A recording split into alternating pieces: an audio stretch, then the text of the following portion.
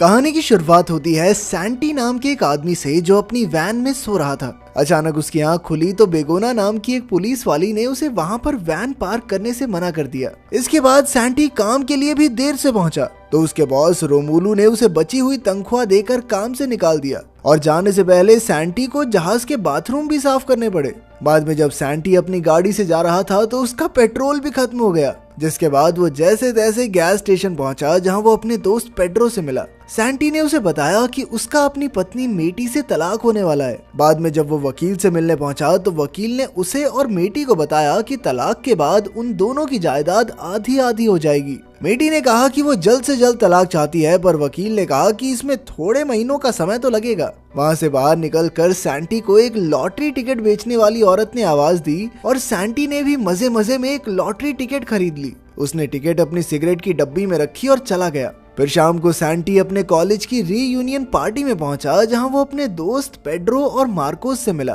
तभी सैंटी ने मैटी को मारियो नाम के एक आदमी के साथ हंसते देखा। बाद में मैटी ने उसे बताया कि जिस सुपरमार्केट में वो काम करती है मारियो वहां का मालिक है, पर सैंटी को इससे काफी जलन हुई और वो अपने दोस्तों के पास चला गया। खैर बाद में सैंटी ने घर आकर सिगरेट्स का डब्बा फेंक दिया क्योंकि वो लॉटरी के बारे में बिल्कुल भूल गया था। अगली सुबह सैंटी रेडियो सुनते हुए नहा रहा था कि उसने लॉटरी की खबर सुनी। अचानक उसे टिकट के बारे में याद आया और वो दौड़कर कचरे में सिगरेट का डब्बा ढूंढने लगा। आखिरकार टिकट मिल गई और सैंटी खुशी से झूम उठा क्योंकि वो लॉटरी जीत चुका था। सैंटी ने तुरंत मैटी को फोन किया मगर उसने फोन नहीं उठाया। अब सैंटी मैटी से मिलने गया पर वहाँ उसने अपनी पत्नी को मारियो के साथ गुलू गुलू करते हुए देखा, मगर असल में मैटी ने मारियो को चूमने से इनकार कर दिया था। इसके बाद सैंटी बैंक से अपनी जीत के 25 मिलियन यूरोस निकलवाने गया पर जल्द ही घबराकर बाहर आ गया। तभी बैंक मैनेजर डेमियन उसके पीछे आया पर सैंटी अपनी गाड़ी में निकल गया। अचानक सैंटी ने मुड़कर देखा कि डेमियन तो गाड़ी में ही था।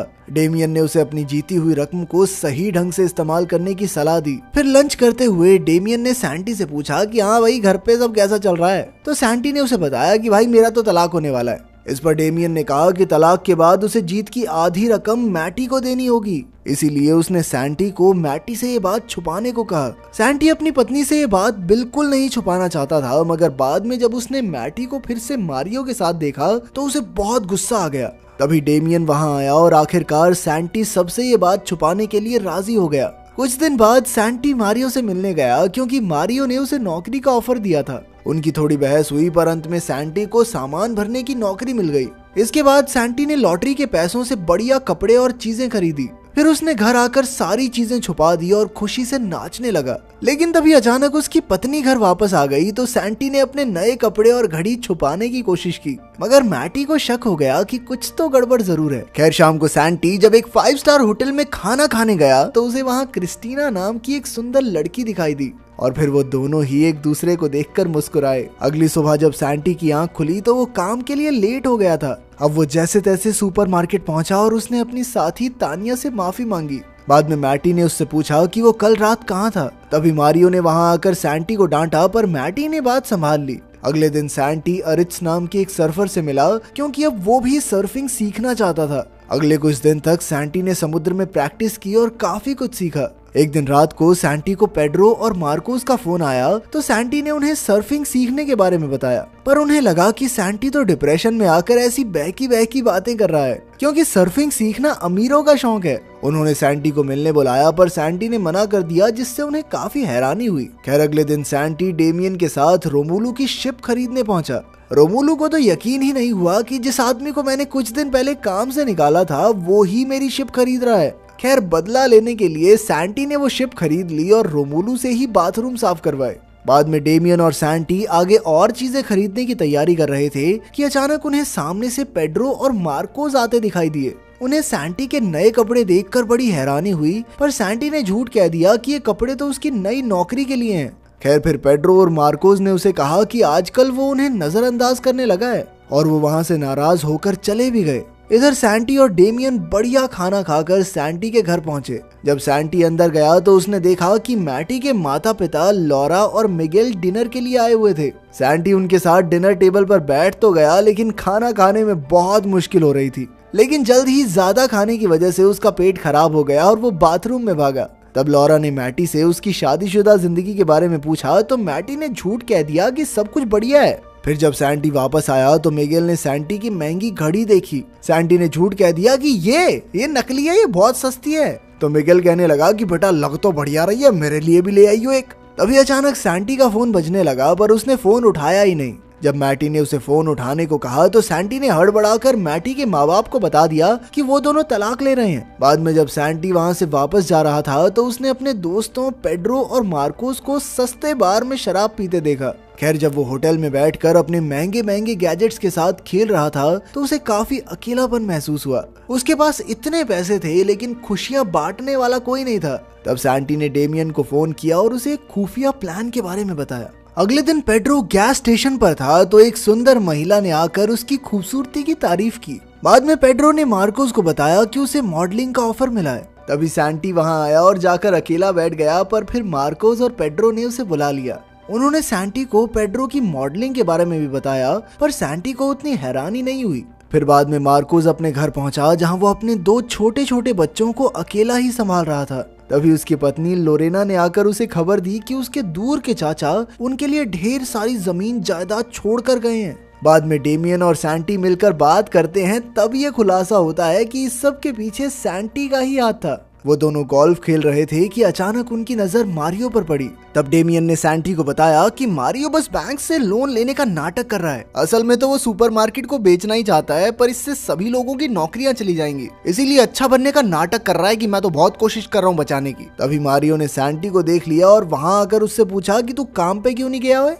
उधर सुपरमार्केट में तानिया ने मैटी से पूछा कि क्या सच में सुपरमार्केट बंद होने वाला है, पर मैटी ने कहा कि ये सब अफवाहें हैं। तब सैंटी ने मैटी को बताने की कोशिश की कि मारियो सच में सुपरमार्केट को बेचने वाला है, लेकिन तभी मारियो ने वहां आकर मैटी को बताया कि उसने सैंटी को आज गोल्फ खेलते देखा। इससे मैटी सैंटी पर गुस्सा हो गई कि वो घर में तो 2 रुपए भी नहीं देता और बाहर गोल्फ खेल रहा है, वाह नवाबों वाले शौक हैं। जैसे ही सैंटी सुपरमार्केट से निकला तो मार्कोस और पेड्रो एक चमचमाती सुपर कार में आ पहुंचे। उन्होंने सैंटी को साथ लिया और मजे से ड्राइव पर निकल गए। ये देखकर सैंटी को अच्छा नहीं लगा, क्योंकि मार्कोस अपने परिवार की जरूरत पूरी करने की बजाय इन चीजों पर पैसे उड़ा रहा था। लेकिन फिर मार्कोस ने कहा कि तेरे बाप ने दिए क्या मुझे पैसे, मेरी मर्जी मेरे पैसे, जो मर्जी करूंगा। आखिरकार सैंटी ने उन्हें बता दिया कि असल में ये गाड़ी उसी के पैसों से आई है, मगर उन दोनों ने उस पर यकीन ही नहीं किया। तभी अचानक मार्कोस से गाड़ी कंट्रोल नहीं हुई और वो सीधा पहाड़ी से नीचे जा गिरे। इसी दौरान सैंटी ने चिल्लाकर अपनी लॉटरी का सीक्रेट सबको बता दिया।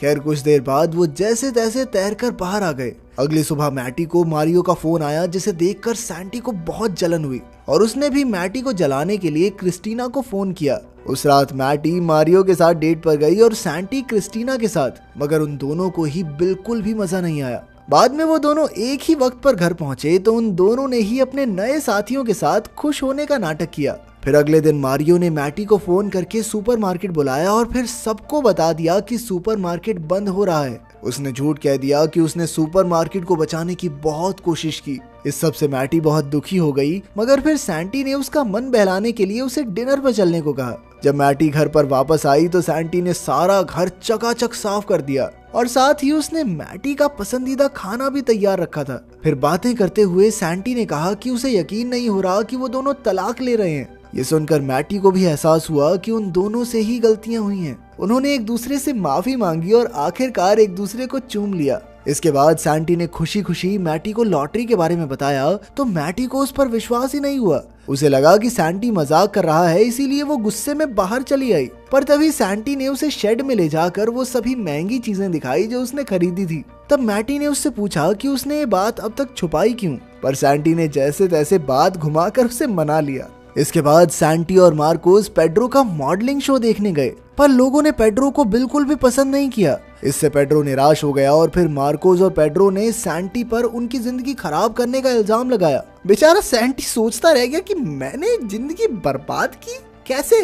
अगले दिन सैंटी ने डेमियन को फोन करके उसका हिसाब किताब चुकता किया और फिर कभी ना मिलने का वादा किया। उधर मैटी की सहेली लोरेन ने उसे सैंटी पर केस करने को कहा ताकि उसकी लॉटरी के आधे पैसे मैटी को मिल जाएं। मगर तभी मैटी ने देखा कि सैंटी ने तो आधे पैसे खुद ही उसके बैंक अकाउंट में भेज दिए थे। तभी उसके पास तलाक के कागजात आ गए, लेकिन मैटी को एहसास हुआ कि वो अब भी सैंटी से प्यार करती है। साथ ही उसे फोन आया कि सुपरमार्केट फिर से खुल रहा है। मैटी वहां पहुंची तो तानिया ने उसे बताया कि किसी ने पूरा सुपरमार्केट खरीद लिया है, जिसका मतलब अब उनकी नौकरी नहीं जाएगी। मैटी मारियो को ये खुशखबरी देने गई, पर तभी उसके सामने ये खुलासा हुआ कि मारियो ही ये स्टोर बेच रहा था।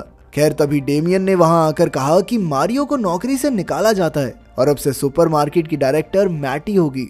मैटी बहुत ज्यादा खुश हो गई और वो सैंटी को ढूंढने लगी। सैंटी इस वक्त एयरपोर्ट पर था और मैटी उसे ढूंढते हुए वहां तक पहुंच गई। काफी देर ढूंढने के बाद आखिरकार उसे सैंटी मिला। मैटी ने उसे जोरदार थप्पड़ मारा कि कहां जा रहा था कुत्ते मुझे छोड़ के, और फिर उन दोनों ने एक दूसरे को चूम लिया। इसके बाद उन दोनों की जिंदगी में सब कुछ बढ़िया हो गया और दोनों मस्त ऐश काटने लगे। अगर वीडियो पसंद आई तो लाइक कर देना, चैनल को सब्सक्राइब कर देना। मिलते हैं अगली वीडियो में।